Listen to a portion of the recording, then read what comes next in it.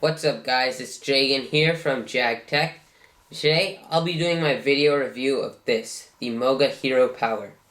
Now I did unbox this video earlier on my channel, so if you want to check that out, please feel free to do so.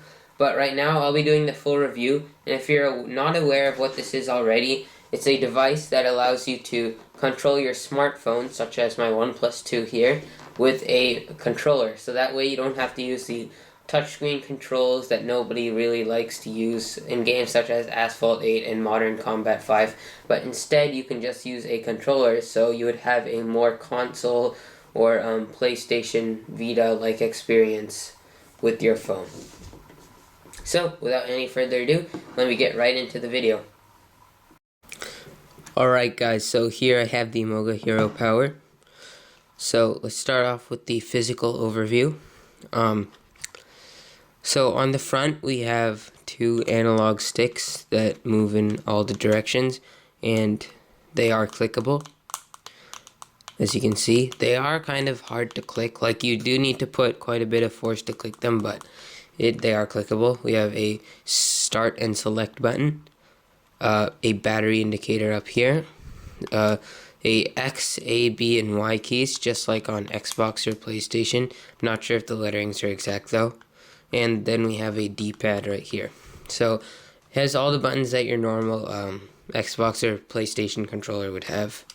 If we open this up, underneath here we have our charging port, which is micro USB. Note that it does not come with the wall adapter, just a USB cable.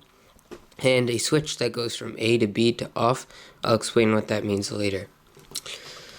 Over on the top we have a right 2, left 2, L1 and R1 buttons. Now these buttons, the R1 and L1 buttons do feel really nice. The tactile response is great. But if we take a look at the R2 and L2, this is where it gets kind of annoying, because these buttons are actually like really hard to, well, they're not hard to press, but there's no tactile response or anything. You just have to keep pushing it until it goes, and they are very squishy at the end. So these buttons are definitely not up to standard with any standard console controller.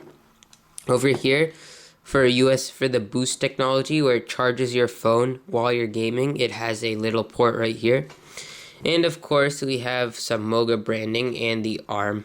The arm now, as you can see, stretches out to fit your device, and it's called Smart Lock technology, as it says there. Your device, such as my phone right here, just slides in, and it's actually really sturdy. I can like shake it around, turn it upside down. It's not gonna fall out, because the rubber up here is one of the best that you can ever find for holding things in place. This rubber is very secure. It's spring loaded, so it sandwiches your phone right in between these two prongs. So it's a really nice gripping technology. One annoying thing though is you have to hold the controller flat like this, so you can see the phone. Because if you don't hold the controller flat like this, and if you hold it like this, like you would an Xbox controller, then unfortunately the screen will be pointing like at an angle downward, and you don't want that, so you do have to hold it flat. And if you are okay with that, then it is not really a big deal. Okay, so on the sides we have our nice holding grips. I don't know what they're called. Feels pretty nice in the hand. It doesn't feel too heavy. It's really light. That's one of the good things. It has a nice battery inside. Yeah, so that was our physical overview. Alright guys, so here I have my smartphone attached, and it is on HID mode, so I can play the game Asphalt 8 using my Moga Hero Power controller. So I'll be talking about the controller and talking about the gameplay while I am playing the game. So first of all, I wanted to talk about the battery life. The battery in this is excellent.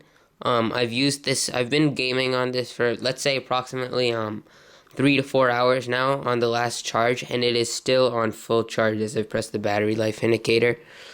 Yeah, so the battery life on this is excellent. Now, as you can see, it is connected by Bluetooth. I don't have any wires connecting this to the actual phone. It's just connected by Bluetooth, so everything is wireless. And for being wireless, there is some minimal input lag. Like if I turning,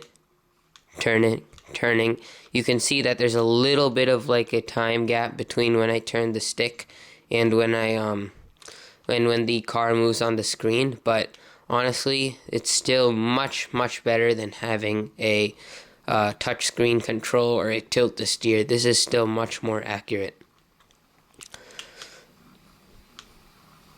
So for most HID games, you might not be able to bind the separate keys. That's one of the issues, but you should always be able to select between multiple configurations. So the configuration I have is this analog stick for movement, this X button for for drift, and the right one for nitro. So this is what works for me, and there are many options and many games that support this. So that's something good. Now, I've been only talking about good things so far, so let me talk about a few gripes I have with it. Although lightweight is very important, while I'm holding the controller and actually gaming, the phone is much heavier than the controller itself. So it feels like it's like gonna tilt down like that all the time, and I need to put a lot of pressure on it to keep it from falling like that, which can get quite annoying. Also, another thing is most phones nowadays, including iPhones, Samsung Galaxy S6, OnePlus 2 like I'm using, most of them have the power button on the side. So in my case is right here, and this is an issue because with this Moga Hero Power, this clamp arm does clamp with quite a bit of pressure, and if I put the phone directly in the middle, then the clamp would be on top of this on top of the power button right here, which would make the game turn on and off, the screen turn on and off during gameplay, because that's what I used to do. Now, because of that, I had to put the screen to the side a little bit, the phone to the side. Now, this isn't a huge deal because I can still play with it and it looks perfectly fine, but it would be much more convenient to have the phone perfectly in the center, but unfortunately, on most devices, that will not be possible because of the power button being located on the side of the device. Okay guys, so that was my video review of the Moga Hero Power. So remember, if you want to buy this product, it is on Amazon at the time of this video. It is around $25 to $30, so I will leave the link in the description below, although the prices may change. Also, please remember that if you like this video, leave a thumbs up. If you dislike the video, you can leave a thumbs down. Please also hit that red subscribe button to help me out a lot and to help my channel grow. And tell your friends about the video.